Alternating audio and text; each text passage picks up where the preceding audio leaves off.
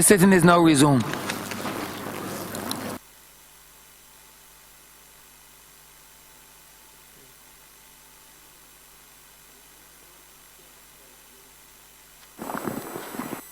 The Honourable Prime Minister. Thank you very much, Mr. Speaker. Mr. Speaker, sir, I rise to make a statement that will give effect to a historic change in our system and our rate of taxes within the corporate sector. Sir, I first need to give context to the new rates for taxes that I'm about to announce. My government, sir, has spent the last 6 months rescuing the dollar, restoring our creditworthiness, and resuming normal service in Barbados. The concessionary loan agreement that was signed last Sunday with the Inter-American Development Bank was part of our economic recovery and transformation plan. If, since becoming the government, we did nothing, our international reserves would have fallen, we believe, to as low as $250 million in just 3 to 4 weeks of import cover after becoming the government. Indeed, sir, we were a few weeks away from devaluation. Delaying the election, while knowing of the seriousness of the country's condition, was the most unfortunate cut of all from the last government.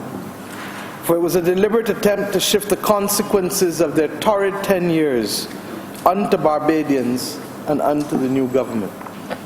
This loan that we signed on Sunday was the third of 4 planned low-interest concessionary loans, which, once received, will push our reserves up to over $1 billion and allows us, sir, to start the transformation of our economy. Last week, sir, the domestic debt exchange was also completed. Indeed, pensioners, as promised, receive payments and will continue to do so as our circumstances allow. The exchange and the higher taxes and lower spending measures being put in place have now put our debt, sir, on an affordable footing. This is not the government of Barbados' word, sir, but this is now the word of the international credit agencies. We, last Saturday, sir, saw the first upgrade of what I believe, sir, to be the first of many to come. It is indeed, Mr. Speaker, the end of a 10-year slide in our creditworthiness from the top of the nations to the bottom of the nations. So, Mr. Speaker, sir, rescuing the dollar and restoring our credit ratings were both considerably more difficult to achieve.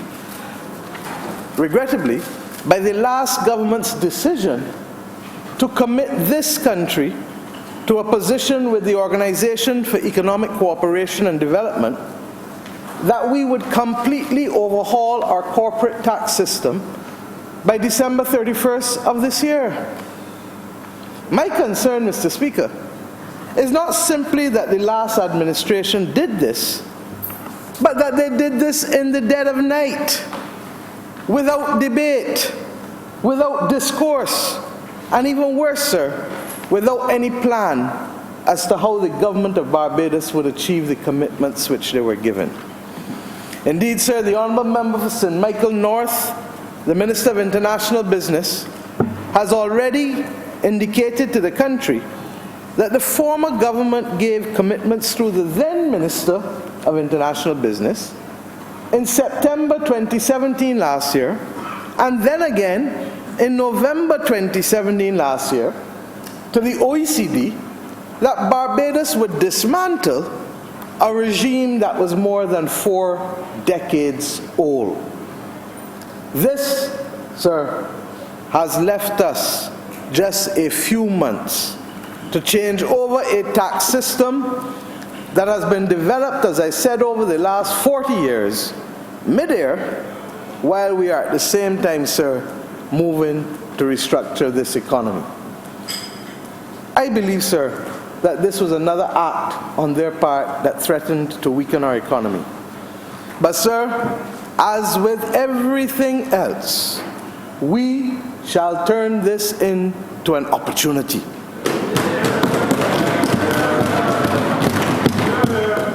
This pressure from the OECD may be hypocritical.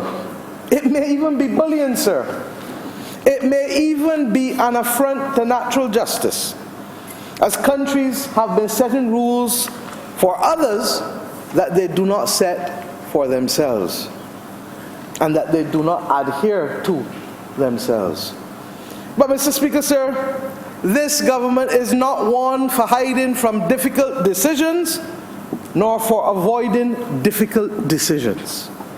We, sir, must play the hand that we have been dealt, and we will do what we must. I must confess, sir, that these pressures forced us to also think about our place in the world and where we want to be. By offering lower tax rates to those companies conducting business internationally, Mr. Speaker, we have over the years, over the last 4 decades, we were able to reach a point where our corporation tax rate increased by 200%. Put simply, for every $1 in corporation taxes paid by domestic companies, we were receiving almost $2 from international companies. For every $1 received from domestic companies, we were at one point and almost still receiving $2 from international companies. However, the OECD's base erosion and profit shifting initiative means that it is no longer possible for us to have a preferential regime without incurring the most severe sanctions. It is no longer possible, sir, to do what we were doing for the last 40 years. That is, making a distinction between domestic companies and the taxation of those companies operating and acting internationally, without there being severe sanctions for us. And for us, these sanctions would severely affect our capacity to grow at this very challenging time. Mr. Speaker, sir, we will honor the commitment given by the last government to the OECD. I may say here, as a statement of principle, that this government has chosen to honor the commitment that government is a continuum, and that very often the failure to honor obligations on matters that are on sound premises will lead to greater damage than anything else. We believe that Barbados' word must stand for something in this world. We cannot fight the actions of the OECD at this late stage.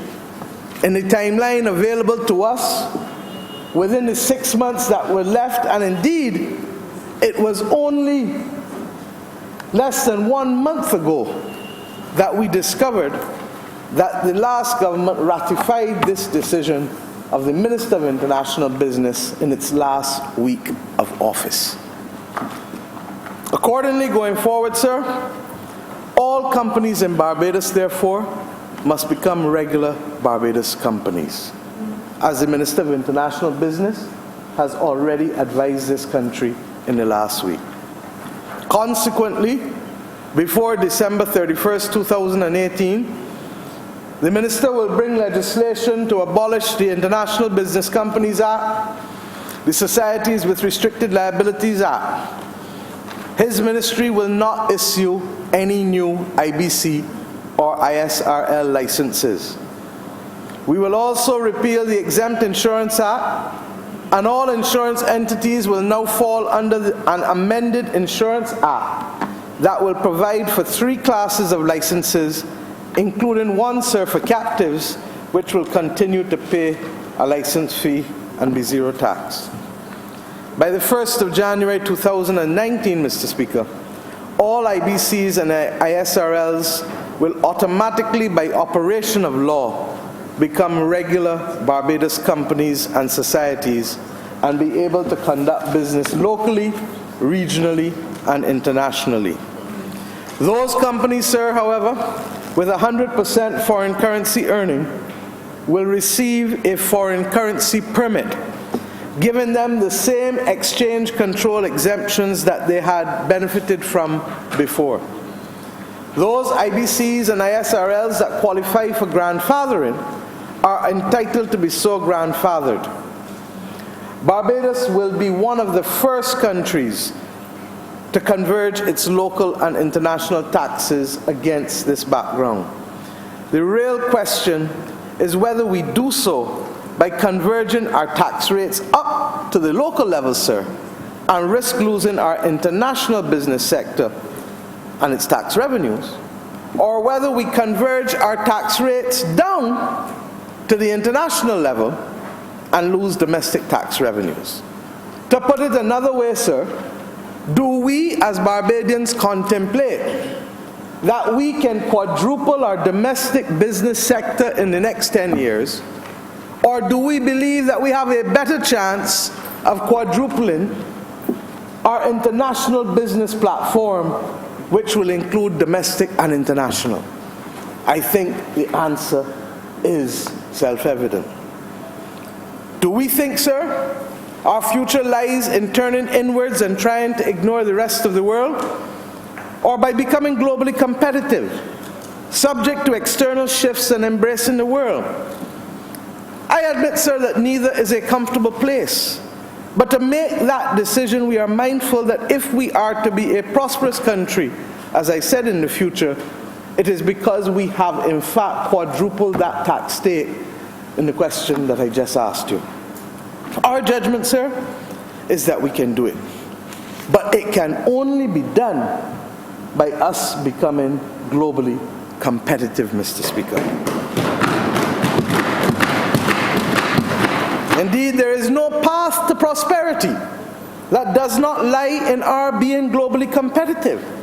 So I suggest humbly to this honourable chamber, sir, we might as well bite the bullet and make our tax system so.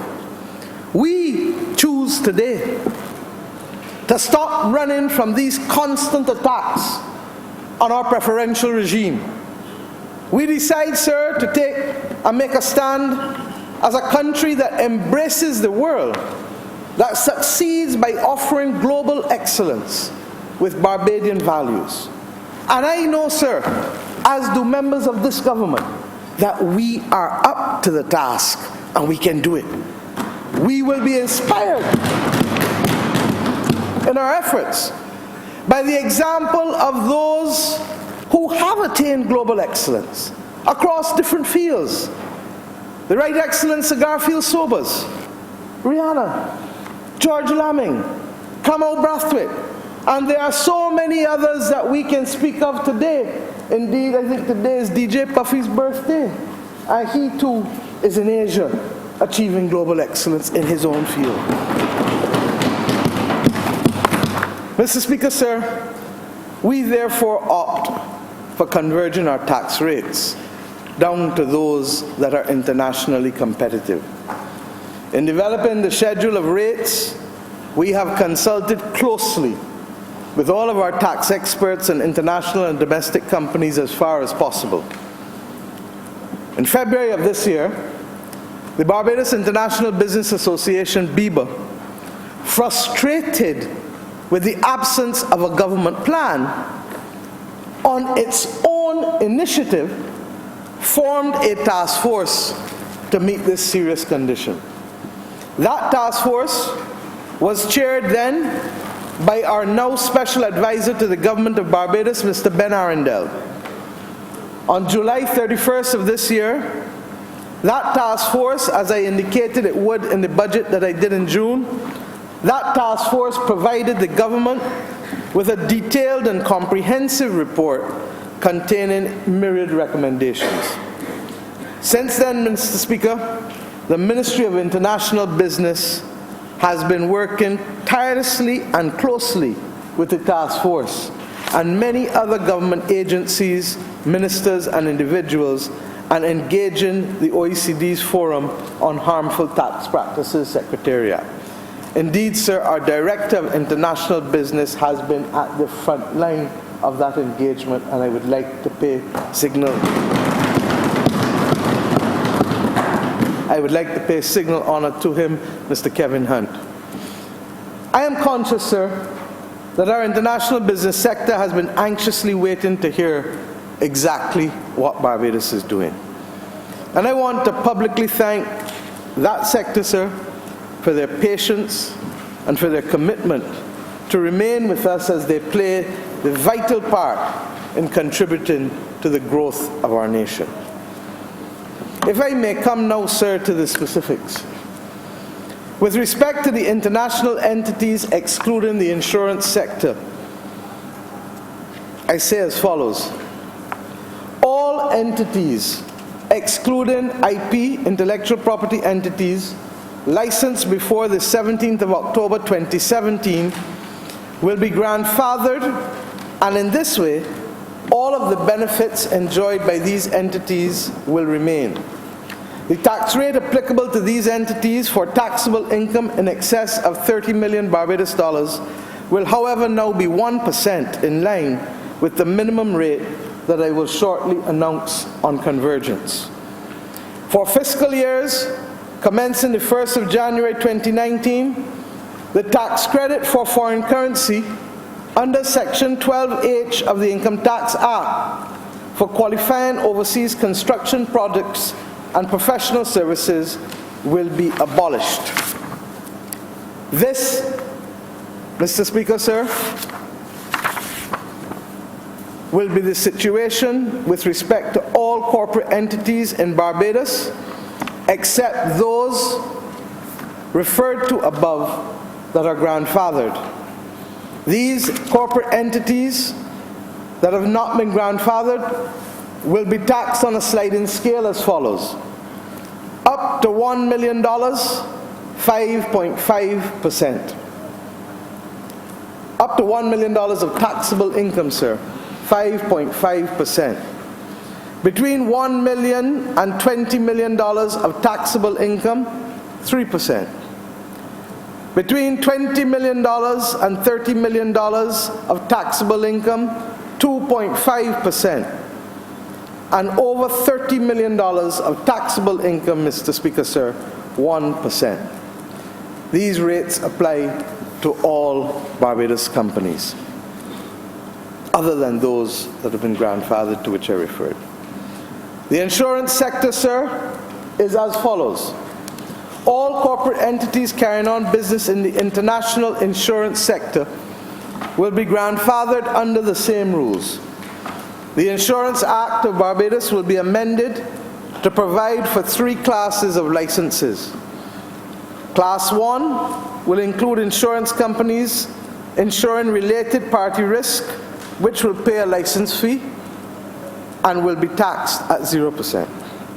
Class 2 will include all other insurance companies which insure or reinsure risk of third parties and will be taxed at a rate of 2% on taxable income. And Class 3 will include brokers, managers, and the like, and will also be taxed at 2% on taxable income. Mr. Speaker, sir, it should be noted that the only allowances provided under the Income Tax Act from now on that will be permitted for corporate entities with effect from fiscal year commencing the 1st of January 2019 will be as follows. 1. Annual capital allowances. 2. Renewable energy allowances. And 3. Research and development allowances. Additionally, Mr. Speaker, those tax losses available for offset in an income year will be restricted to 50% of taxable income, given the significant reduction in tax rates which we are now conferring on all Barbadian companies. All entities, sir, may elect to take a credit in respect of taxes paid to a country other than Barbados, provided that such an election does not reduce the tax payable in Barbados to to a rate less than 1% of the taxable income in any one year. We have set the schedule of taxes to be revenue neutral, Mr. Speaker. But we know that for this to be the case, we must do two things. From the perspective of international corporate entities, our tax rates will be attractive. They will remain, sir, among the most competitive of those countries that now levy taxes, because not all countries levy taxes. And we've been very clear to distinguish ourselves from being a tax haven, where there is zero tax, to a low tax jurisdiction, which we are. We must, however, sir, maintain and improve our competitiveness in other ways. People will not come to us naturally unless we give the quality of service that allows us to be competitive. Equally, our regulation of our sectors must be appropriate and speedy. Government permissions must be granted in good time, and our schools and colleges and training institutions in this country must develop highly skilled employees, and our attitude must be to be open for business. The whole of Barbados, sir, becomes a training campus for the next 4 years. I've said it over and over, from water sports operators to those providing legal services, from those who are manicurists to those who are machine operators, from those who are nurses to those who are insurance regulators and insurance companies. All of us, irrespective of where we stand in this society, from bishop to bottlers, all of us must be prepared to up our game to the next level. Domestic companies, I say to you, welcome this opportunity with this significant reduction in your tax rate to embark on new investment, on research and development, on training. With these new tax changes, I lay down a challenge to Barbadian companies that there must be benefits to the country of a sharply lower corporation tax rate. Barbadians will expect these benefits post-2019 to be in the form of higher local investment, more enfranchisement of our employees, and indeed better pay. So, sir, we understand that there are opportunities. But we equally understand that our low corporation taxes sit uneasily with what is now a relatively high personal income tax. If we were not forced to act quickly, sir, today to avoid sanctions, we would wait until we could afford to make all of the changes that we are required to make in one go. But the reckless antics of the last government, sir, require that we make the changes now that we must make in 2 steps instead of 1. I want to advise this honourable chamber, sir, that there will be a national dialogue to discuss the principles that will underpin the further reforms of our tax system over the next few months. I indicated when I spoke to this honourable chamber in June in the budget that we would have significant tax reform in 2019. The government is still intending so to do. The broad tax principles that we want to be at the center of our dialogue are as follows: that we shall lighten taxes on work and productivity, such as personal income taxes or corporate income. Today we do so with corporate income. That the burden of taxation, yes, will fall on consumption and wealth through taxes such as the VAT, the petrol taxes, user fees, land tax, online taxes. But even with that, we will always protect those most vulnerable through the use of the innovative reverse tax credit. The dialogue will center around following the principle that we can better share the burden in this country, better keep our taxes down if we can broaden the base of persons who will pay taxes. To this end, sir, my government has sought the assistance also of a fiscal expert from our partners internationally, and we expect to have that person in place shortly. Allow me, sir, however, to digress momentarily to update this Honourable Chamber on an earlier budgetary measure. Following the principle of lowering taxes by broadening the base, we had earlier announced that all taxes that are due on a transaction will be automatically levied if that transaction is carried out online on the internet using new technologies that we have been testing. The taxes paid will be automatically recorded in your receipt, and there will be no double taxation by the government of Barbados at the port of entry once you can show a receipt that taxes have already been paid online. We have now to target a December 15 start instead of a December 1st start, as we have now completed the procurement of the entity to provide the services to the Barbados Revenue Authority. But the relevant legislative amendment for delegation to that entity to collect the tax has now to be introduced to Parliament and will be done so very shortly. Similarly, there is the outstanding issue of a new regime for the betting and gaming sector that has not paid taxes for years as a result of commitments they say that were given to them by the last government. We are close, however, to now resolving this issue with them, and at an appropriate time in the near future, measures will be placed before this Honourable Chamber. So, Mr. Speaker, sir, this transition to this new corporate tax system will require the restructuring of existing regimes. This restructuring will be achieved through the operation of law, and policy directives have been issued today by the Central Bank of Barbados, by the Financial Services Commission of Barbados, and by the Ministry of International Business of Barbados. And I lay copies of all of these practice directives on the floor of the House today, sir.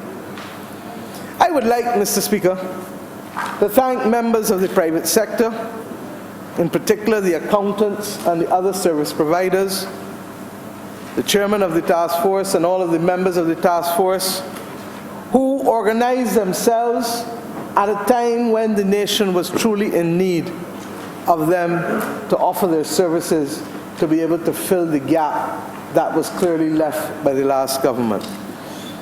They did so willingly and without payment when they realized what potentially lay ahead. I also want to thank the staff at the Central Bank, the Financial Services Commission, and the Ministry of International Business, all of them, for lifting hands and for working non-stop to put us in a position to make these announcements today. And finally, sir, I want to thank the Minister, the member for St. Michael North. Mr. Speaker, sir, when I appointed him as Minister, I knew his worth, and I knew that he was capable of rising to the task with respect to difficult and complex situations. And yet again, he has risen to the task for the people of this country.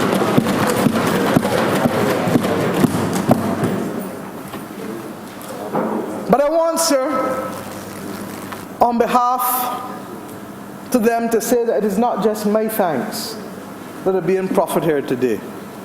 It is the thanks of a grateful nation, a grateful people, who I believe will understand that this regime today will allow Barbadians to see a new and brighter future. Our whole nation, therefore, owes all of you a debt of gratitude. As I close, Mr. Speaker, let me repeat, sir, that with the implementation of this new corporate tax regime, my government honors the commitment that a previous government has made. We defend the integrity of Barbados, and we keep our promise. But we do more than that, sir. We say loudly and clearly that we embrace global competitiveness, that we will invest in it, that we will invest in the training of our workforce with globally competitive skills, that we will create a platform for economic enfranchisement, and that we can reach the levels of excellence that we know are necessary to carry us to the next level. Indeed, Mr. Speaker, as I have come to say now over and over and over, the world is our business, and our business is the world.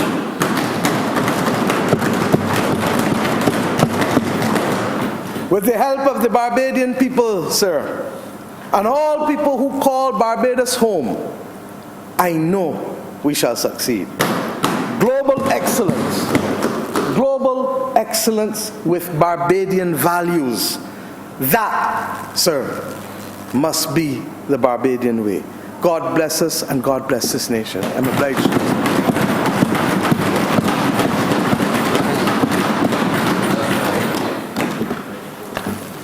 Thank you.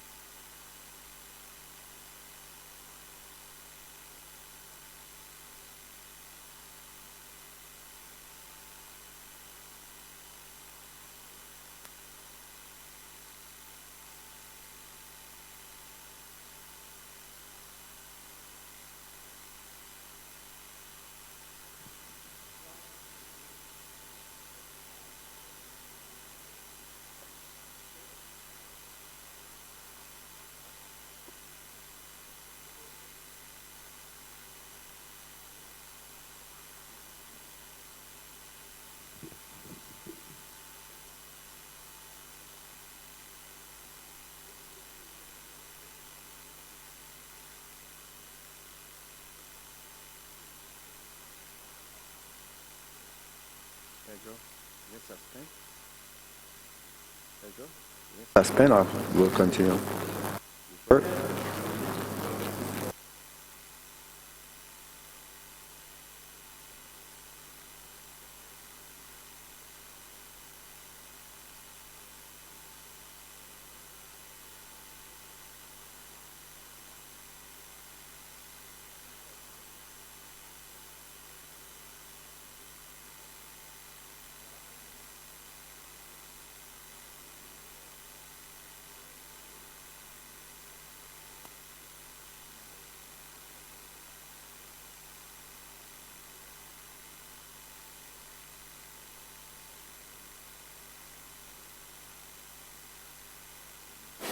Mr. Deputy Speaker, we commit to government notices. As you wish. Eddie, you notice of the resolution. The one I gave you, notice of the resolution. Not this one, no, the one that I gave you, supplementary. Supplementary, this one. We're going to give notice and then you're going to wrap up and then we'll come back to wrap at the end. Right? No. Give notice.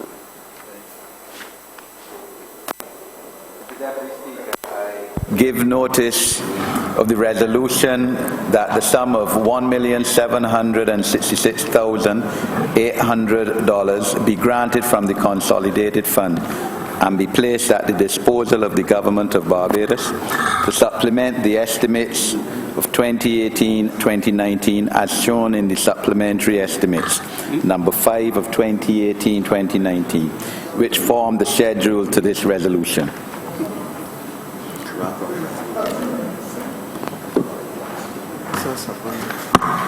Good. Of private members' notices. Oh.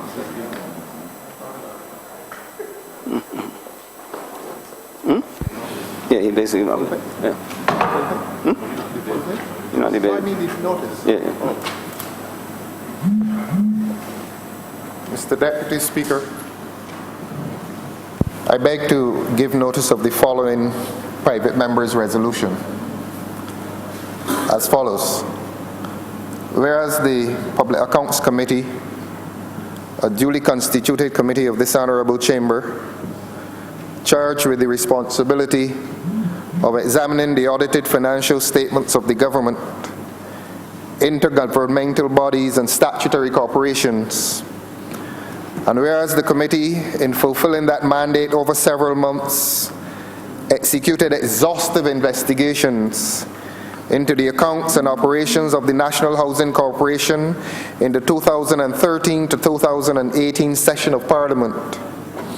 And whereas this committee, having completed its work, sought to, but was unable to lay its report in this Honourable Chamber, and whereas this committee made specific findings and recommendations which, in the interest of transparency, accountability and good governance, ought to be made known, be it resolved that this House accepts and adopts the report of the Public Accounts Committee 2013 to 2018.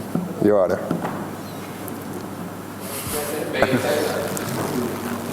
All those in favor say aye. Aye. Good. You don't give notice. Thank you. Just to give notice. Mr. Deputy Speaker, we revert to government business.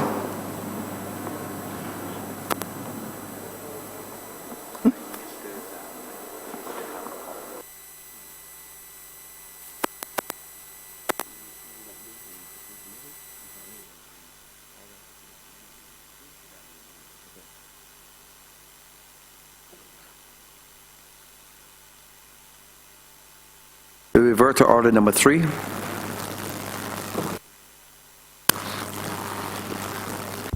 Mr. Deputy Speaker, in wrapping up this resolution, I would like to thank all members who have spoken on this resolution. A former Prime Minister once commented that every member of the House of Assembly is an expert on housing. And from what we have heard in this debate, both last week and today, it is fairly obvious that that is so. It is not always good for the Minister of Housing in that in their presentation, they normally make demands which obviously cannot be satisfied, especially at a time like this. That is the downside. But the upside is that they offer certain suggestions that really assist both the minister and the ministry in informing very productive housing policy. I was particularly impressed with the contribution of the member for St. Michael South.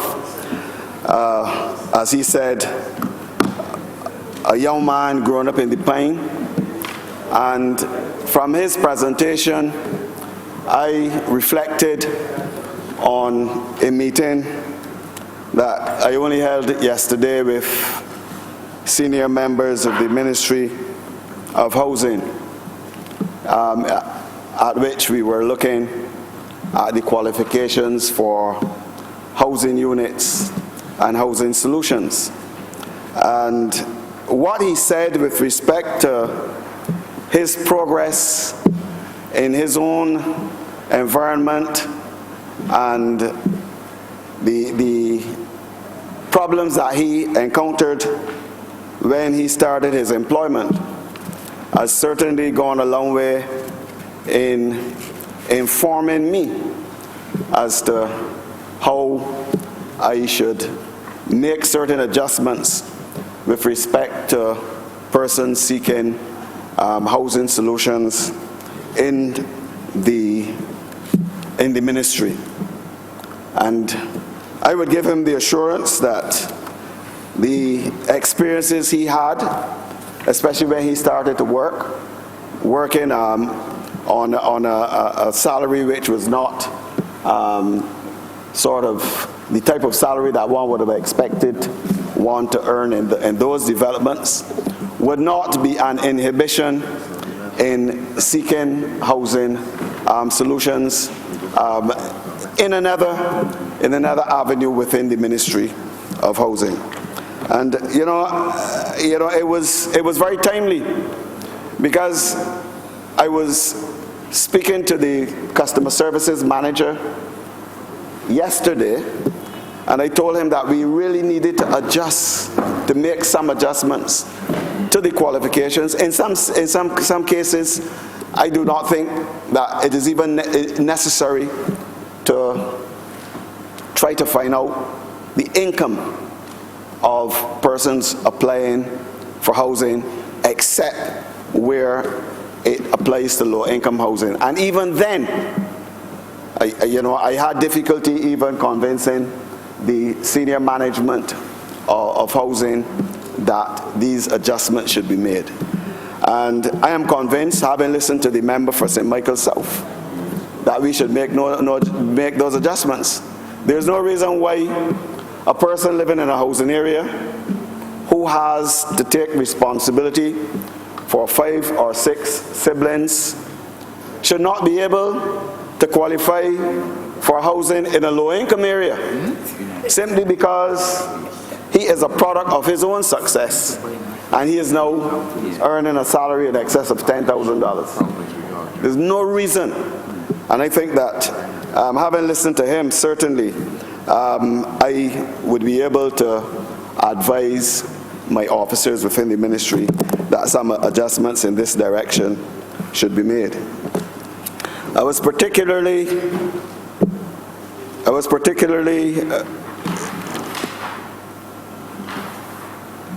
interested too in the contribution for the member for St. Michael South, and maybe he was taking papers from the honourable member for St. Michael East, who has sort of rewritten the laws now for squatting, the definition of squatting: persons who have been unavoidably but permanently detained on lands belonging to someone else.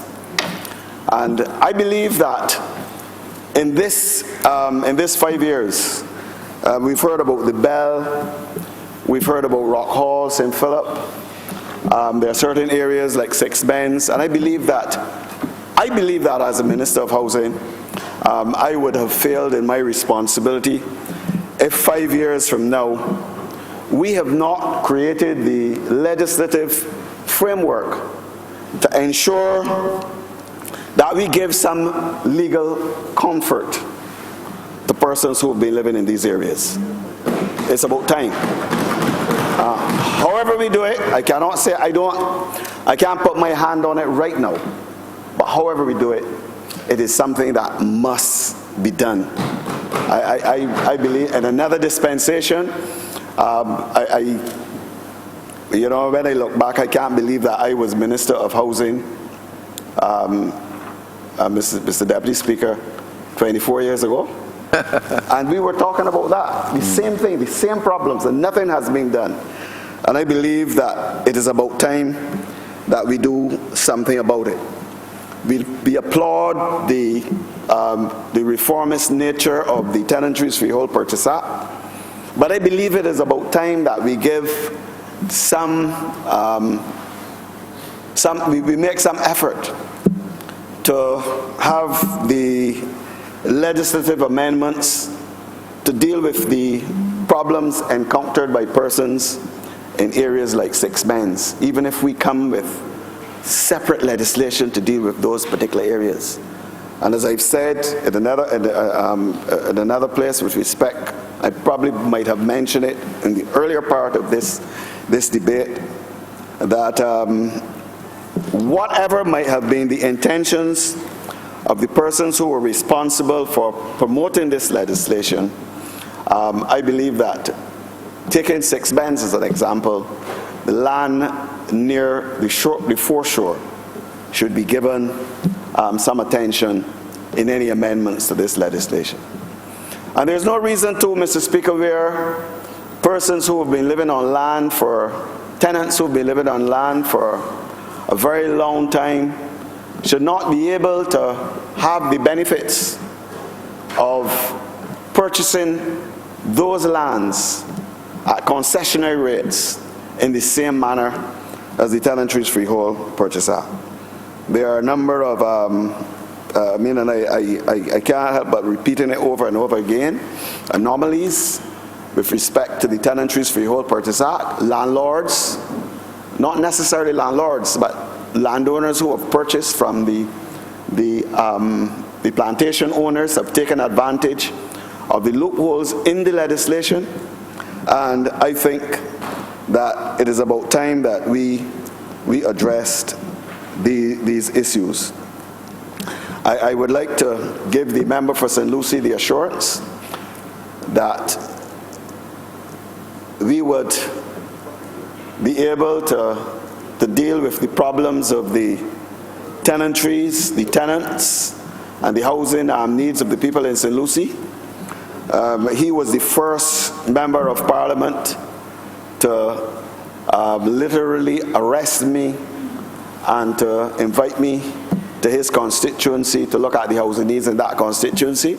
I don't know if it had anything to do with the fact that he inherited a constituency where a member of Parliament was talking about the poor man for over 20 years and did absolutely nothing for that poor man. And I think that this legislation, this particular resolution, speaks to our interest in ensuring that the type of problems which has been encountered by the people of St. Lucie will be addressed. I would like to think that we would be able to address all of the housing needs of all of the people in Barbados. Obviously, these are difficult economic times.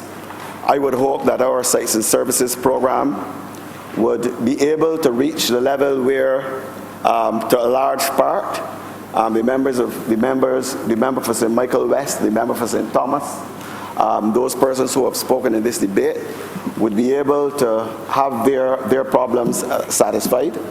And I must go back to these economic times as well.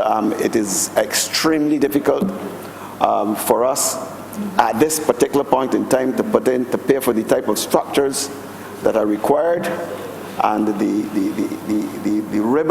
ribbon type development which I spoke about, where we probably might have to have a survey of all of the agricultural lands, all of the lands near on the public highway, and have the intervention of the town planning department, the cooperation of those owners, those plantation owners, so that we would be able to acquire lands. I believe that we probably might be able to get about 2,000 lots in that type of development, where we would be able to satisfy the needs of almost all Barbadians. I cannot think of any other development or any other manner of development at this particular point in time that would satisfy the needs of all of those persons seeking housing solutions in Barbados. The question of the housing units is a very ticklish one. It is all right to say that we should start to go. We should start to go upstairs and build. I know the member for St. Michael West is an agent of that type of policy, but to go up, and build these various levels of buildings is obviously a very expensive proposition, but we are still hoping that with the assistance of the private sector that we will be able to do so. I would like to thank the member for St. Michael Northwest for highlighting, and it's a very serious thing, the member for, I think the member for Christchurch West Central also alluded to it, albeit he referred to the agricultural lands which have been acquired, or lands which have been used for agricultural purposes being utilized for other purposes. But I think that we should never again allow what has happened. He called it to the bottom of Orange Hill, the Lancaster scenario, to be replicated anywhere else in Barbados. Because you have a situation where over 30 acres of land has been acquired for low-income housing, and that land can no longer be utilized for low-income housing because of the fact that the last government decided to change that land into more or less a commercial area. And you have land which would have been available at $5 a square foot. Now the market value is over $90 a square foot in certain sections of that area. And it means that in these harsh economic times, we would either have to give low-income people land at that low value, that undervalue, or acquire lands elsewhere for those low-income persons. And I would hope that never again something like that would happen in Barbados. Mr. Deputy Speaker, I would hope that we would be able to come back to this House on a number of occasions during our tenure in this term, and bring the type of resolutions which would allow all of Barbados, to a certain extent, to be satisfied that at least this Barbados Labour Party government is interested in satisfying the housing needs of this country.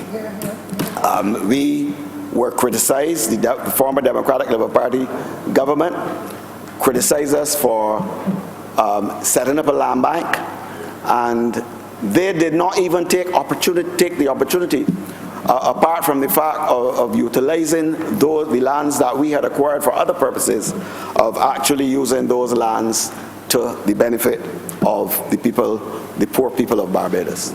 Mr. Deputy Speaker, I give you the assurance that during this tenure we will do just that, and that you will, even though we might not be able to satisfy the needs of all of the members of Parliament, of all the constituents, that we will be able to, the policies, especially those which we have highlighted in our manifesto, will go a long way towards satisfying the housing needs of the people of Barbados. I'm obliged to you. I move that this resolution do not pass. Question is, that resolution don't pass. All the members in favor say aye. Those against say no. Ayes have it.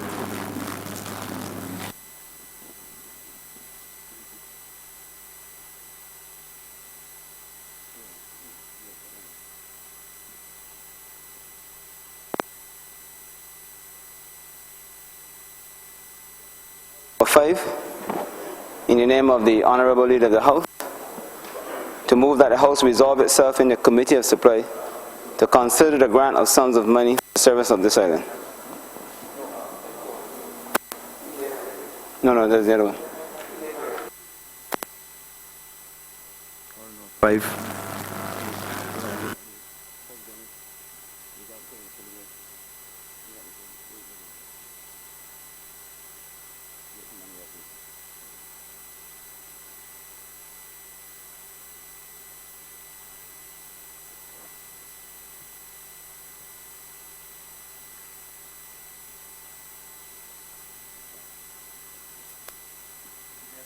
I beg to move that Your Honour do now leave the chair and the House resolve itself into Committee of Supply to consider the grant of sums of money for the service of this island. Question is that I do not leave the chair and that this House go in the Committee of Supplies. All the members in favor say aye. Those against say no. I think the ayes have it.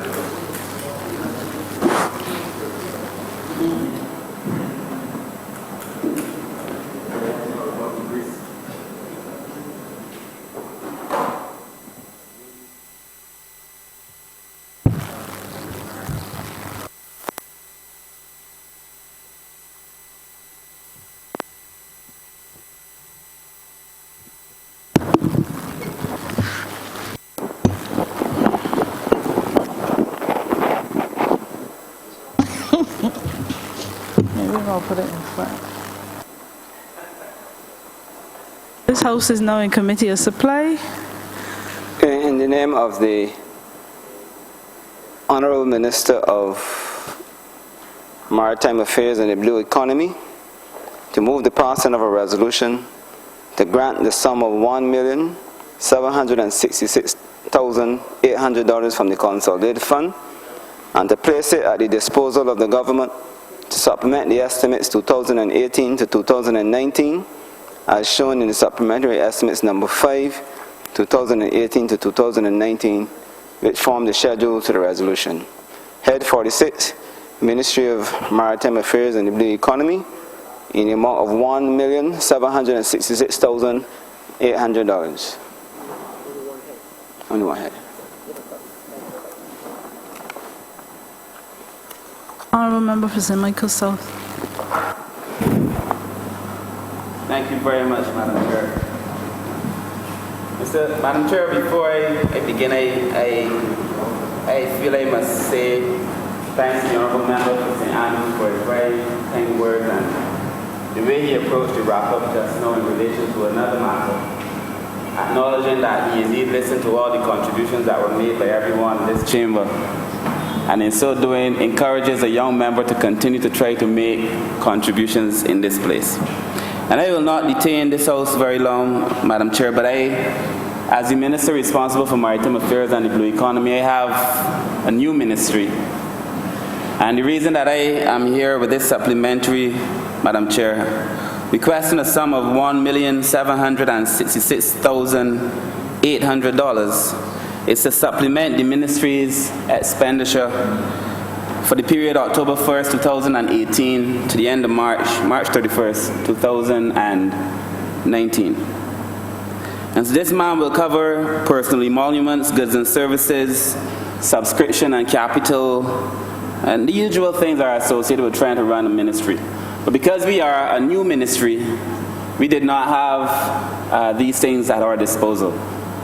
And when the ministry was created, there were different departments taken from various ministries. We had something taken from the Ministry of Tourism, Shipping. We had a piece from the Ministry of the Environment, the Ministry of Agriculture. And collectively what's happened is that the budgets were moved over for these departments to allow them to continue what they were doing, but nothing was allocated for the ministry because there would have been no allocation for the ministry. So the funds that we're requesting simply are to allow the ministry to function. And currently under the Ministry of Maritime Affairs and the Blue Economy is the Coastal Zone Management Unit, the Fisheries Division, as well as the Markets Division. And we have responsibility for the port, although the port is a privately owned company, though 100% of the shares happen to be owned by the government. And so we are requesting this supplementary to allow us to do the work of the ministry. And a big share of that work, we spent the last 5 months, Madam Chair, just trying to figure out what we should do and how we should take Barbados forward. The mission that was given to us by the Prime Minister was that we have to make the blue economy and the maritime sector a larger contributor to the GDP of this country. And in fact, it is a timely moment for us because the world has now recognized the blue economy as a major part of the green economy, but in a way that could be a significant driver of economic growth in this country. And Madam Chair, that is essentially why we are here. To allow the ministry to be able to do the things that a ministry must do to adequately service the people that it has responsibility for. And we have had a number of meetings, even though we are a very young ministry. I have now had meetings with almost every person in the sector. We've talked to people who run jet skis and people who operate the boats and the people who are involved in the lighthouses and people who are involved in shipping, and it has just been an amazing opportunity. And I feel as if that I must take this opportunity, as the Honourable Member for St. Michael West would know in Isaiah, to say, come let us reason together. Because I feel as if there are some things that I must take this opportunity to say. Madam Chair, one of the things that I've heard several times said is that perhaps there are too many ministries. And these new ministries, and what does that mean, and so on. And I want to say that, you know, I was in a conversation with a senior member of the Caribbean Development Bank. In fact, he was making a presentation. And he said when the Prime Minister of Barbados, when she was announcing her cabinet, and he heard there was a Ministry of Maritime Affairs and Blue Economy created in Barbados, he leapt out of his chair and punched the air because he understood that Barbados was again on the right track. There is a massive $1 trillion economy that has traditionally been underexplored in Barbados, $1 trillion economy. And in fact, 40% of the world's population are somehow related to, living on, associated with, have some livelihood dependent on the ocean. And yet we haven't utilized it in a way that would allow it to maximize resources. And I wanted to begin by saying this, by speaking to this comment about the number of ministries, because in my ministry, I have responsibility for markets. And if you look at the state of many of the markets, you could see clearly that these things were never given the attention that they should have been given. I have responsibility too for fisheries. Whenever I'm having a conversation with the persons who work in the ministry itself, or the fishermen themselves, they say they have completely felt ignored and left out of the development process in this country. And many times they say we've never had a minister express interest in this, and that they are finally happy to see something happening. Many hands, the Prime Minister says all the time, make light work. But I must tell you, this is not light work, because I feel as if the burden is still very heavy because there is so much to do.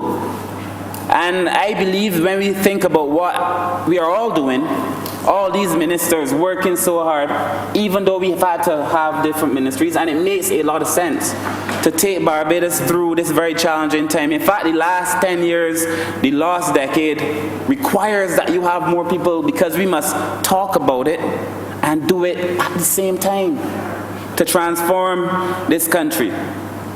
I also have responsibility for international shipping as it relates to the ocean.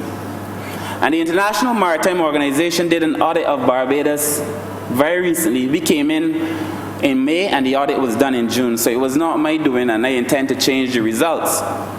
But the results that were brought forward to us said that Barbados failed in terms of its shipping policy as it relates to maritime in 21 areas.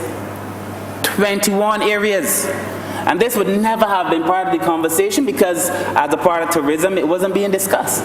And so we could continue to fail and fail and fail and repeat that failing and not learning from it, because nobody was paying attention to it. And we were given 3 months by the International Maritime Organization to rectify a wrong. And we were able to rectify it, Madam Chair, in 3 weeks.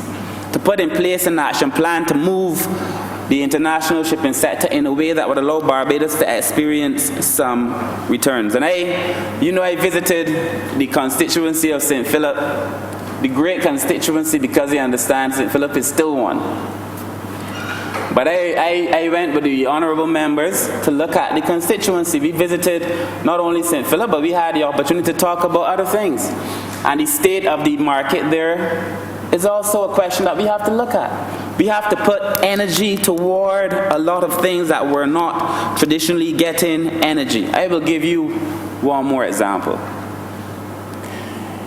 In the fisheries division, there is a crane. And would you believe this crane is the topic of conversation at most gatherings of fishermen? A crane that was bought almost now 10 years. Some say more than 10. The purpose of the crane basically is to be able to hoist the people predominantly at the Oistins, in the Oistins area. And the member for Christchurch South asks about it from time to time, quite often. And the member for Christchurch East asks about it. This crane is supposed to be able to lift the boats out of the water like a hoist.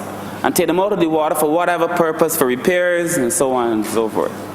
That crane is said to have cost about $500,000 and has never been used, ever, but has been sitting in the car park at the Ministry of Agriculture, well, Fisheries, for nearly 10 years.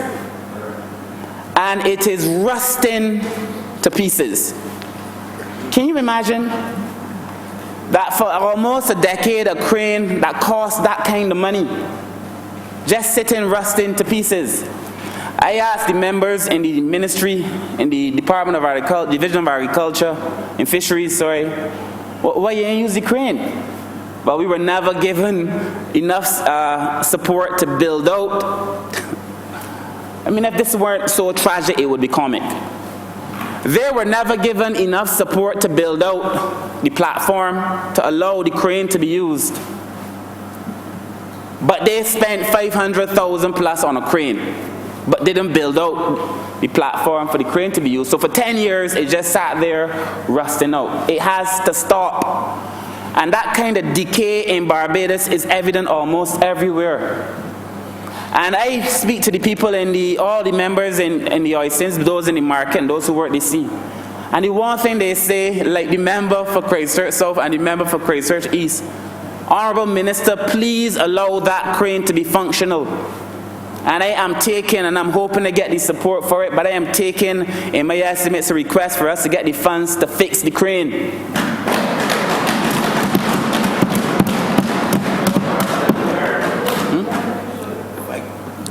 It is important because we are talking about the livelihoods of people. So you have a situation now where people want to move their boats out of the oisins area or out of other. You can't do it.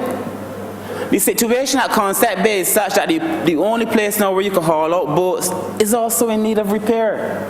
So you can't properly haul out a boat. I mean, it is sad, the state of the fishing industry in Barbados. It is sad what has been allowed to happen over the last 10 years, and that we treat people like they're second-class citizens.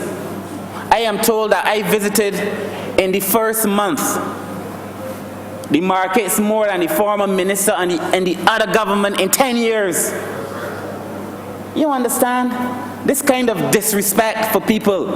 And at the end of the day, everything we do and say should be to the advantage of people. But that's the only reason that we are in here. And so I think about the necessity for us to break down these things, sir, ma'am. My apologies. It's everything about choosing ma'am. But I feel as if we must bring a seriousness to the treatment of the people in the fishing industry. And that is only one part. It is only one part. If you understand the foundation and the genesis of the blue economy, it finds so much appeal, it resonates with me, and I know it would resonate with the Honourable Member for St. Michael East too, because he has always been a radical. Small island developing state said at one point, look, we are tired. Small island developing state said, we are tired of coming to these large conferences and talking about the green economy and saving forests and doing all these other things. But at the end of the day, there's nothing for small island developing states that find themselves surrounded by water.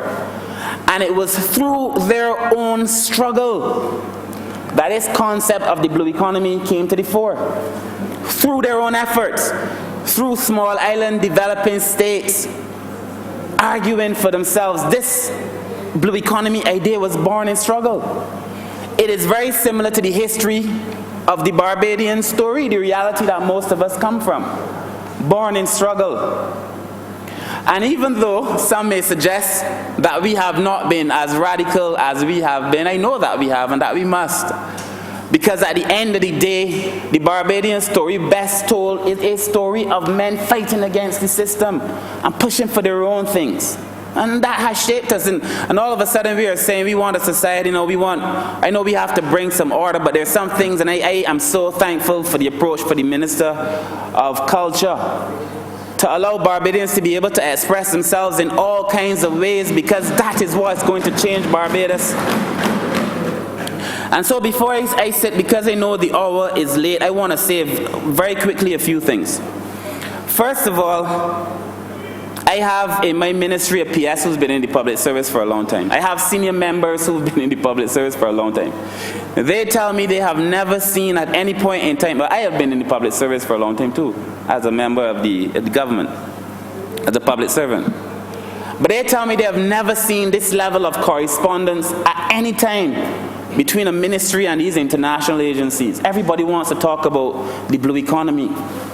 There are all these possibilities. There is a massive conference in a few days in Kenya that where all the big countries in the world are going to talk about the blue economy and the fact that the blue economy can change and transform the lives of not only the people who work on the sea, but the entire country. International agencies are saying to me, we want to talk to you. We want to talk to Barbados. And if there is one thing that aches me, is that every time we go to a conference, and it can't only be me, I said it at the conference in Miami, but every time we go to a conference, the conversation is no longer about Barbados. Barbados has lost its place as the example of what a small island developing state can do, what punching above its weight means. So when people are talking about small island developing states, they're not talking about Barbados anymore, but they're talking about, we know, because they're recognizing that something is happening. There is a revolution and it is being televised. But at the end of the day, they're saying, in the last 10 years, all these other countries were doing great things and Barbados was not. What happened to Barbados? But everybody know at these conferences pulling me aside and they want again to talk to Barbados. Barbados is back. And I really feel as if I must take this opportunity to thank the Honourable Prime Minister for her vision in creating a Ministry of Maritime Affairs and the Blue Economy that is now again the talk of the whole wide world. And Madam Chair, therefore, there are many things that I could talk about and I'll have many opportunities. I want to talk about marine managed areas and how best to do it. I want to talk about, with my colleague, the minister responsible for energy, about how we can use the ocean to generate energy. I want to talk to the Minister of Culture about how we can explore these, cultural things in the ocean and Barbados being a cultural place and the history of what it means to Caribbean people. I just feel there is so much to say, but so little time. And I believe as well that when we start to explore the ocean now for sports and the amount of potential there is there, sporting tourism and sporting just for being able to generate health and wellness. So we will talk with the Minister of Health and my good friend from the city. And of course, the relationship between the Ministry of Maritime Affairs and Blue Economy and the Ministry of Environment is close because we're talking about banning plastics and the Honourable Minister is dealing with how we're going to approach garbage, and I know he's going to be bringing very soon a paper about how we will treat to it. But we have a lot to discuss, Madam Chair, but today I just want to say that allow the Ministry to function. And we need this support. The Ministry cannot function without funds. Some of these funds we will spend on the threat of sargassum, because this last year we've seen an amount of sargassum seaweed that has been unprecedented. And all of the scientists are telling me now that we could expect more. As a matter of fact, this is the first year that the sargassum hasn't actually stopped coming. There's still sargassum coming to Barbados. Normally by now, it stops. And now there is sargassum also on the west coast. And so we have to prepare for it. Because when I came into office as minister in late May, early June, I spent the first month pretty much trying to find a way to deal with the sargassum seaweed because the government before us didn't do nothing about it. And so I feel as if we have a responsibility on our shoulders as a government to make wrong things right. I feel as if we have the opportunity now to change the course of history. And for me, I am personally pleased that through the Ministry of Maritime Affairs and Blue Economy, we can put Barbados back on the map as it deserves to be. And Madam Chair, with those few words, I wish to close, but I listened to the Prime Minister as she closed a few minutes ago. And she said Barbados must be a place of global excellence. with Barbadian values. That will be the Barbadian way. I am obliged. Thank you very much. Thank you, Honourable Member. Madam Chair, I move now that Head 46 stand part.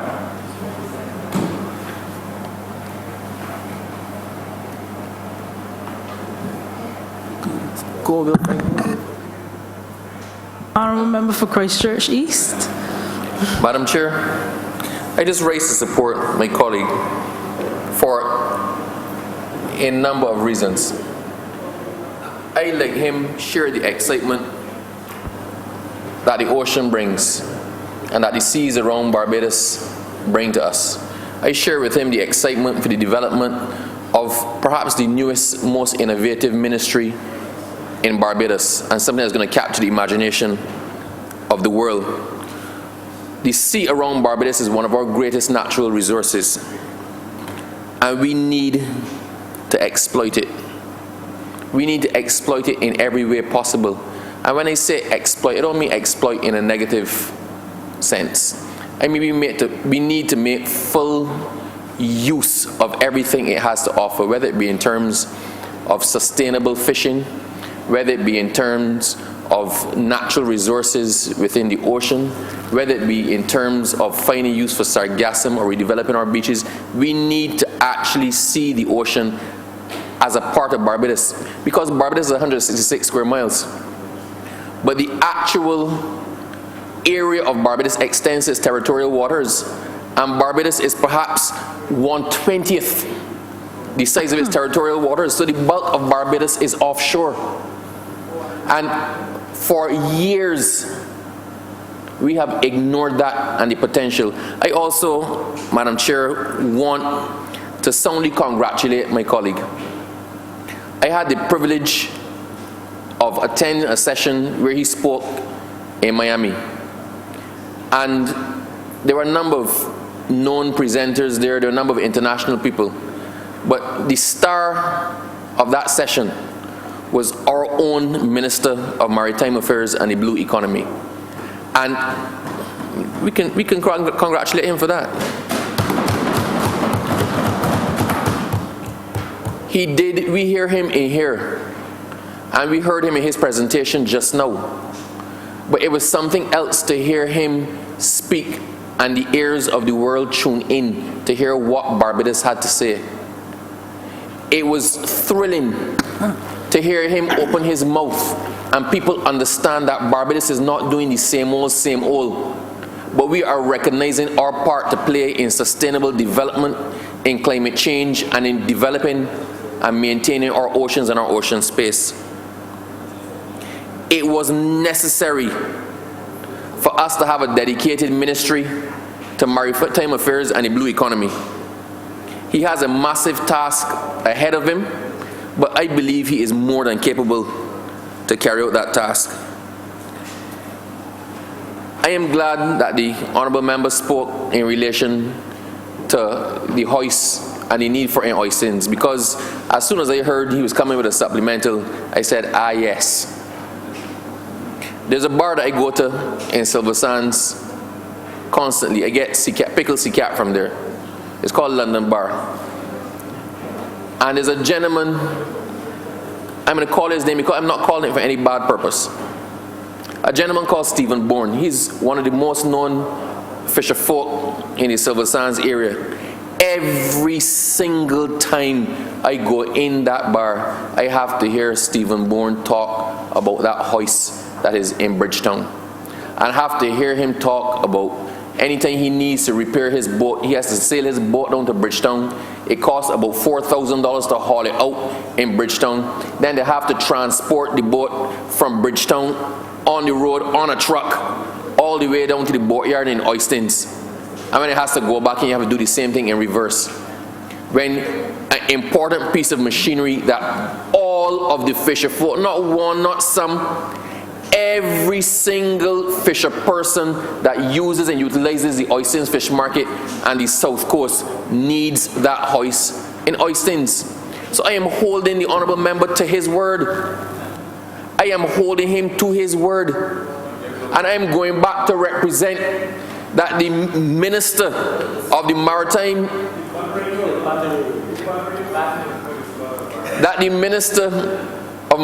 Affairs and the Blue Economy told me and said to the public of Barbados from the floor of Parliament that he is going to sort out that hoist next year. I'm taking this back to Christchurch. And I have faith, as I said before, that what he says, he does. Madam Chair, we need to look at our marine protected areas. We need to re-engineer our beaches.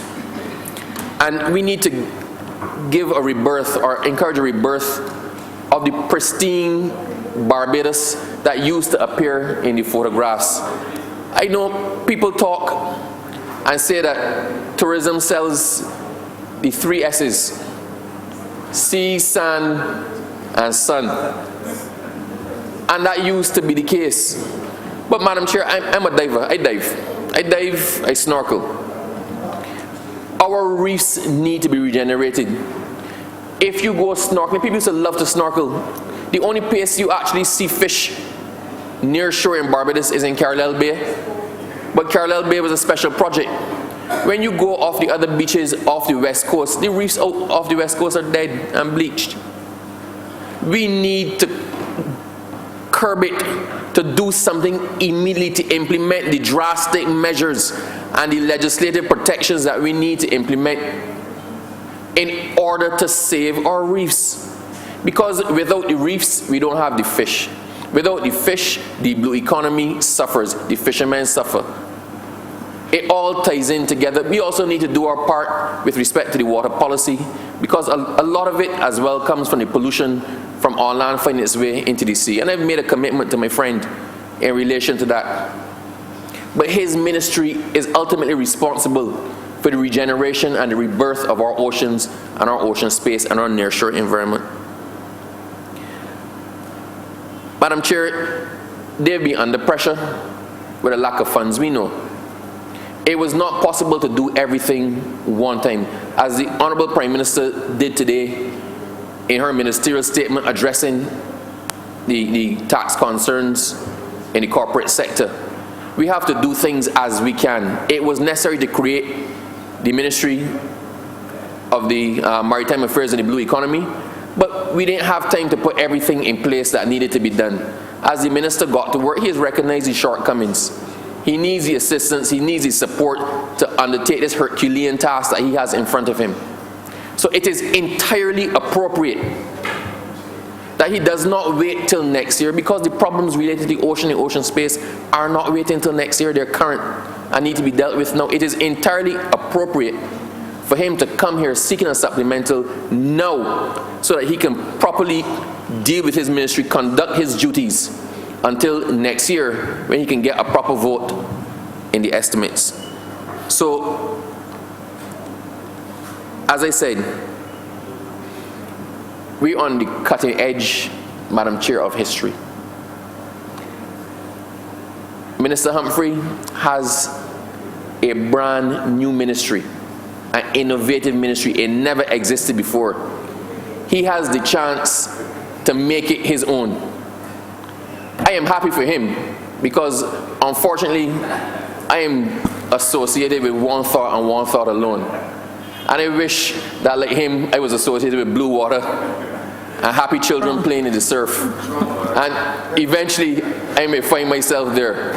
But until such time as I do, I want to commend him for having the courage to bring his supplementary now, and I wish to urge everybody else to support it, because it is necessary for him to do the work that he has to do. So I fully support his request for the funds at this time by way of supplementary. Thank you, Honourable. I'm much obliged.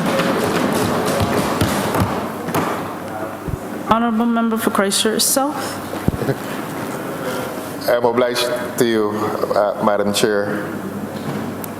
It is quite possible that those persons who live and work in Christchurch South, and more particularly in Oistins, would not forgive me if I maintain my silence on this initiative taken by the Honourable Member for St. Michael's South. and to express deepest gratitude, not only for the interest that he has shown in Oistins, but he has gone beyond interest, and he is now showing that he is prepared to alter or to add to the infrastructure that will make easier the lives of people, and more particularly the fisher folk of Oistins. And I want to say thanks sincerely to the honourable member for St. Michael's South. And I would add that immediately after the election, and immediately after he was named as Minister for Maritime Affairs, I invited him to come to Oistins, and there was no hesitation on his part. And not only did he come to Oistins, but he came and he interacted very cordially and with a marked interest in the lives and the livelihood of the people of Oistins. And again, I say quite sincerely, thanks to the Minister, thanks to the Honourable Member for St. Michael's South for what he intends to do in terms of the infrastructure that affects the lives of the fisher folk of Oistins. I believe, though, that that piece of machinery to which he refers, he says quite poetically, and he is a poet, that it would be comic if it were not so tragic. That piece of machinery was actually bought in 2007 under the previous administration. And I don't know if the last government was intending to punish the previous government for a wise investment, but as the Honourable Minister says, they kept that piece of equipment in a car park under plastic for 11 years. People came and left and had no idea what that piece of equipment was. And Madam Chair, I don't mind saying to you, since you are located where you are, and you probably don't have a voice on this now, but you expect me on your behalf as well to thank the Honourable Minister, the Honourable Member for St. Michael's South, for having paid attention to your constituency as well, in St. Philip North. And as faithfully as he came to Oistins, I can assure you that his motor vehicle will reach St. Philip North. Eventually, yes. It will get there. He came. And again, I say thanks to him. Just yesterday, I visited Oistins in the company of the Honourable Minister of Tourism, and he is the member for St. James Central. And we went to Oistins pursuing the business of a total redevelopment of the Oistins community, not only in terms of the fisher folk, whom we place at the center of the development of that town, but we went pursuing matters of heritage awareness and heritage development, which is related to the tourism product in this country.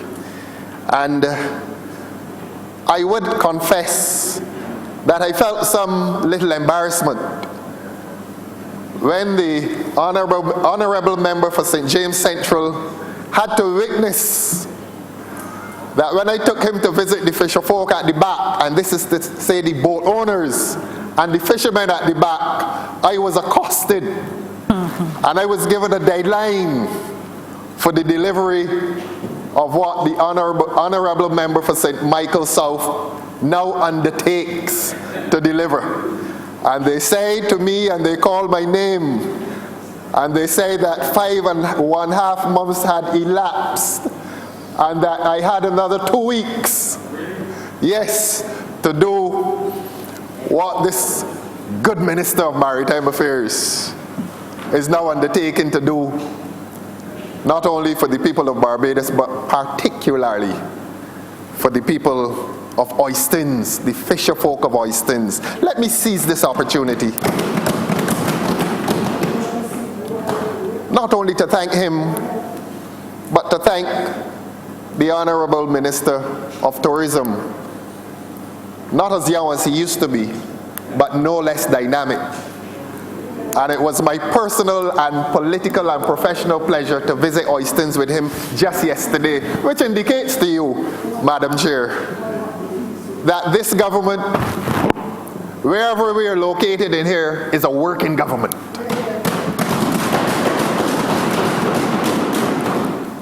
And to indicate to you that the work of this government will not be serious unless it relates itself to the interests and the plight of those whom we call the ordinary people. Sometimes they're not that ordinary after all, because the persons who drive this economy are those persons whom we call the ordinary people. And I want to commend the work of my colleagues. I want to commend the work of those two ministers to whom I referred. He has left us temporarily, but following on the visits of the member for St. Michael South and the honourable member for St. James Central, the honourable member for St. Michael East is due to visit Oistins within a few days to alleviate the plight of those who ply trade, those restaurateurs. I call them restaurateurs. They're not vendors, they're restaurateurs of no less dignity than those who own the more glamorous establishments. And I say on behalf of the persons who live and work in Oistins, that beautiful area, that this government is paying attention to their plight. And we make a solemn promise to them that that Bay Garden, conceived and conceptualized by Sir Harold Bernard St. John. And I pause and I say to you, Madam Chair, that when that Bay Garden was being developed, and I think the leader of the opposition knows this, that there was rumor-mongering among elements other than within this Barbados Labour Party. They looked at the seafront, they looked at the beachfront, and they could not accept that a government was placing the ordinary folk on beachfront lands, lands that are normally coveted by the rich. But that beachfront land, that highly valued real estate, has been reserved for those whom we call the ordinary people of Barbados. And it is this great Barbados Labour Party that took that initiative. And so I wrap up again by thanking my good colleague from St. Michael South, the honourable member for St. Michael South.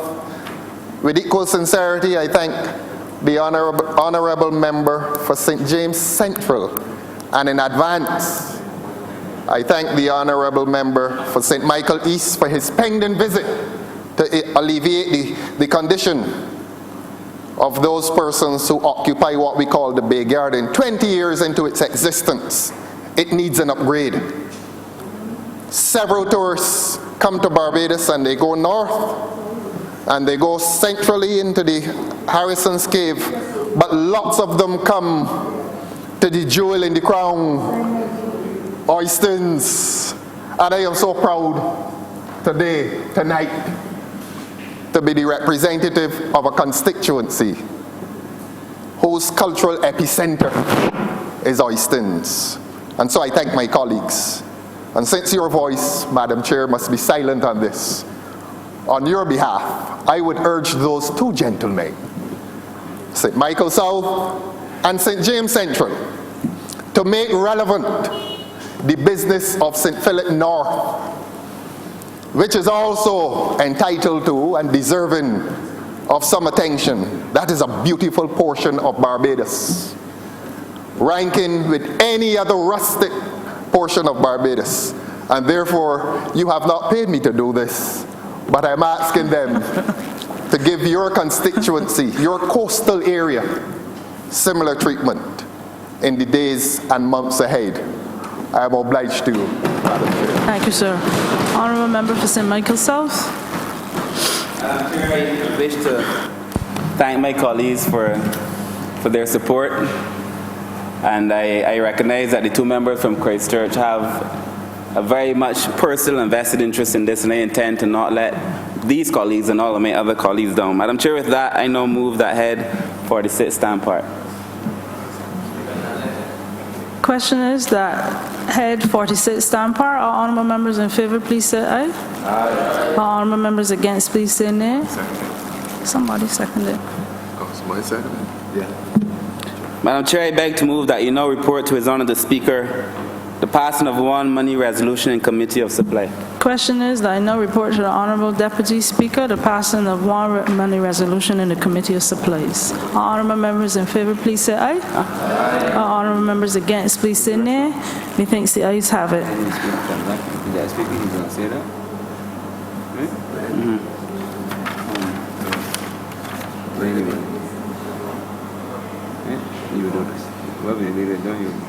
Okay, that's good.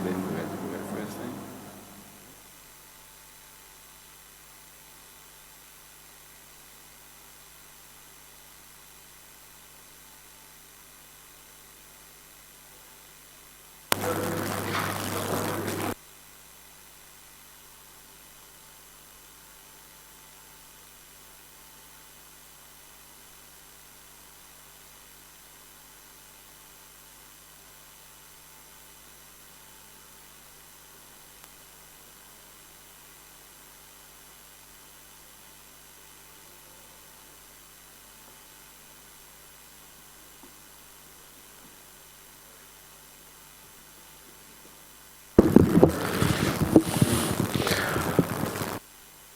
Chairman of committees have reported the passing of money resolution. Committee.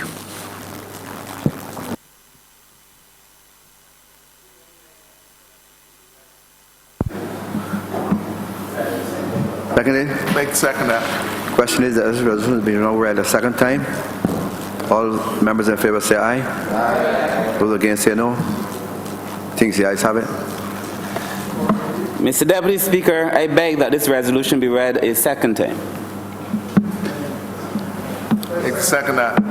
Question is that this resolution has been now read a second time. All members in favor say aye. Aye. Those against say no. Think the ayes have it. Mr. Deputy Speaker, I beg to move that this resolution be now agreed to. Make second that. All members in favor say aye. Aye. Those against say no. Think the ayes have it. This is now agreed to. Being passed. Mr. Deputy Speaker, recommittal of private members' notices. Ralph.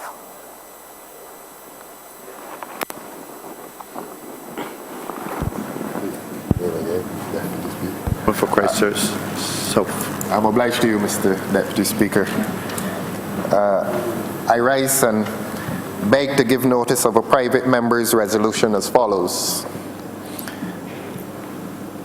Your Honour, be it resolved that this House takes note of the ministerial statement delivered by the Minister of Finance and of the changes to Barbados' corporate tax regime and the intention of the government to converge its domestic business sector and its international business sectors. I'm obliged to you, Mr. Deputy Speaker.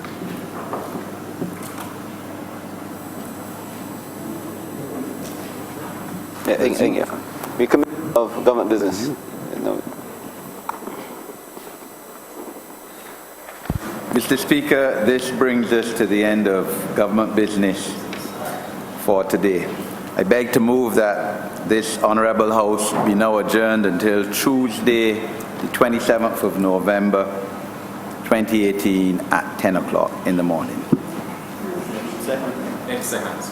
question is that this House be now adjourned until Tuesday the 27th of November at 10 o'clock in the morning. All members in favor say aye. Those against say no. We think the ayes have it. This House is now adjourned until Tuesday the 27th of November at 10 a.m.